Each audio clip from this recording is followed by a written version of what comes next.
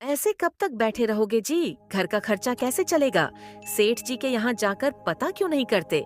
शायद वहाँ पर कोई काम आपको मिल जाए। अच्छा ठीक है, भगवान सेठ जी के पास जाकर देखता हूँ कोई काम मिलता है कि नहीं। काम मिल जाए तो अच्छा ही होगा। इतना कहकर मोहन अपने चारपाई से उठकर सेठ के घर की ओर जाने लगा। तभी रास्ते में उसे एक बूढ़ी औरत बीमार मिलती है। मोहन उसे देखकर रुका और बोला। कौन हो बूढ़ी माँ, और यहाँ क्या कर रही हो? मोहन के इतना कहने के बाद बूढ़ी औरत ने बोला। बेटा, मेरी तबीयत खराब है। मुझे कुछ पैसे अगर मिल जाए तो बड़ी मेहरबानी होगी। मोहन उस बीमार औरत को कुछ पैसे देकर वहां से सेठ के घर चलने लगा और कुछ समय बाद सेठ के हवेली पहुंच गया और सेठ से बोला। मालिक, मेरे घर की स्थिति दिन ब दिन बिगड़ती चली जा रही है। मुझे कोई काम अगर मिल जाता तो बहुत मेहरबानी होगी आपकी। मोहन के इतना कहने के बाद सेठ बोलता है। देखो मोहन, मेरे पास पहले से ही इतने ढेर सारे मजदूर हैं जो मेरे काम के लिए काफी है, और तुम्हें मैं नहीं रख सकता।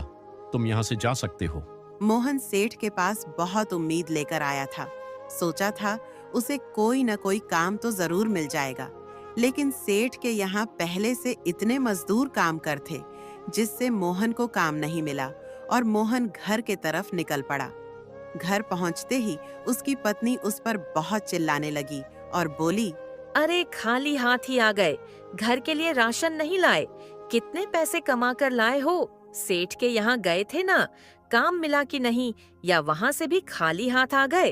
अपनी पति की ऐसे बात सुनकर मोहन बहुत दुखी और उदास होकर घर से दूर चला गया और रास्ते में एक तांत्रिक मिला।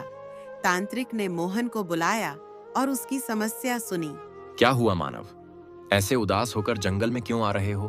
तांत्रिक के कहने के बाद मोहन अपनी आप बीती उस तांत्रिक को सुनाने लगता है।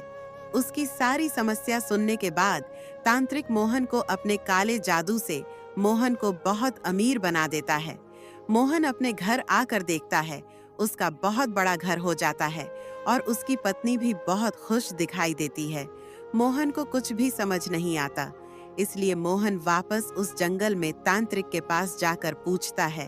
बाबा, आप कौन हैं और मेरी इतनी सहायताएं क्यों किया आपने? तांत्रिक मुस्कुराते हुए बोला। मोहन, आज सुबह तुमने जिस बूढ़ी औरत की सहायता किया था, ओह कोई और नहीं, मैं खुद था और तुम्हारी परीक्षा ले रहा था। मोहन, तुम बहुत नेक और दयावान हो। तुम दूसरों की सहायता करते हो, इसलिए मैंने तुम्हारे सारे दुख दूर कर दिया। अब तुम ऐसे ही किसी गरीब की सहायता करते रहना।